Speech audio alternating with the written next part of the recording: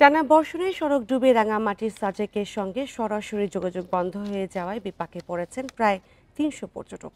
বিকল্প উপায়ে পর্যটকদের পারাপার করা হচ্ছে বলে জানিয়েছে উপজেলা প্রশাসন। স্থানীয়রা জানান, কয়েকদিনের ভারী বৃষ্টি ও পাহাড়ি ঢলে মাচালং বাজার এলাকায় রাস্তা ও খালের উপর কালভার্ট পানিতে ডুবে যায়। বান্ডেল থাকলে প্রতি সেনমানিতে টাকা বাঁচবে। বিকাশ সেনমানি বান্ডেল কিনে জিতুন প্রতি লেনদেনে। মাচালং বাজারের নিচু রাস্তা ও কালভার্টের প্রায় ৪ ফুট উপর দিয়ে পানি প্রবাহিত হচ্ছে। এতে এই বাজার থেকে সাজেকগামী সব যান চলাচল বন্ধ রয়েছে। বাঘাইছড়ির উপজেলা নির্বাহী কর্মকর্তা শিরিন আক্তার জানান, আটকে পড়া অনেক পর্যটক সড়কে ডুবে যাওয়া অংশটি বাঁশের ভেলায় বা নৌকায় করে পারাপার হচ্ছেন। তবে বেশিরভাগ পর্যটকই পানির কারণে আটকা পড়েছেন।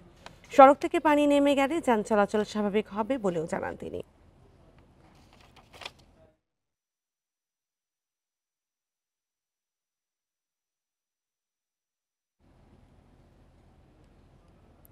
আর এই নিয়ে আরো জানাতে খাগড়াছড়ি থেকে যুক্ত হচ্ছেন সহকর্মী সমীর মল্লিক। সমীর, এই মুহূর্তে খাগড়াছড়ির অবস্থা কি এবং যে পর্যটকরা আছেন তাদের কি পারাপার করা সম্ভব হয়েছে কিনা?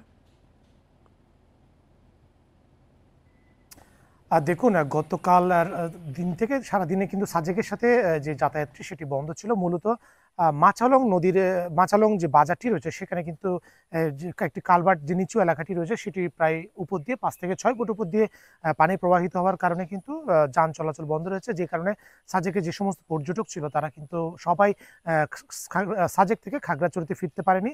অর্থাৎ সেখানে প্রায় ৩০০-র মতো পর্যটক আটকা রয়েছে এই মুহূর্তে। এবং যারা সাজেকে যাওয়ার কথা ছিল সেরকম প্রায় ২৫০ মতো পর্যটক তারা কিন্তু সাজেক না গিয়ে খাগড়াছড়িতে পুনরায় ফিরে এসেছে। কিছুক্ষণ আগে সেখানের প্রশাসনের সাথে আমি কথা বলেছি।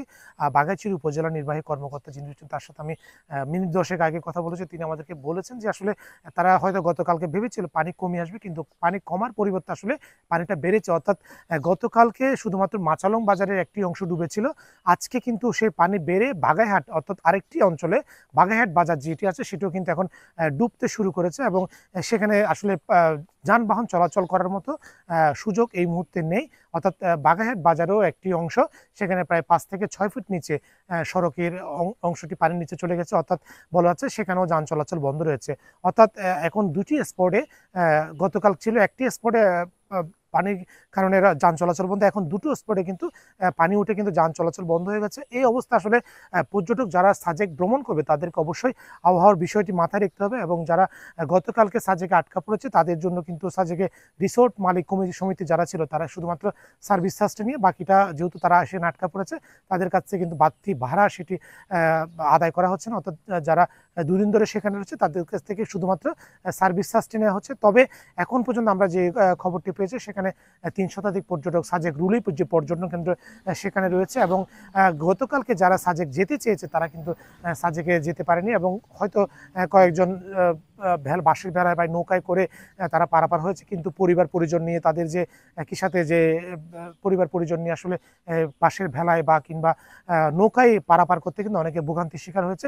সেক্ষেত্রে আসলে সাজেক ভ্রমণের ক্ষেত্রে এই সময়ে কিন্তু এখনো ভালো বৃষ্টিপাত হচ্ছে এবং সাজেকের সড়কে বা যে আশেপাশে যে নদীগুলো রয়েছে সেখানে কিন্তু পানির প্রবাহ সেটা বেড়েছে এবং কাপ্তাই হ্রদে পানির পরিমাণ বাড়ার কারণে নদীগুলো থেকে আসলে পানি নেমে যাওয়ার যে পরিমাণ সেটাও কিন্তু অনেকটা কম।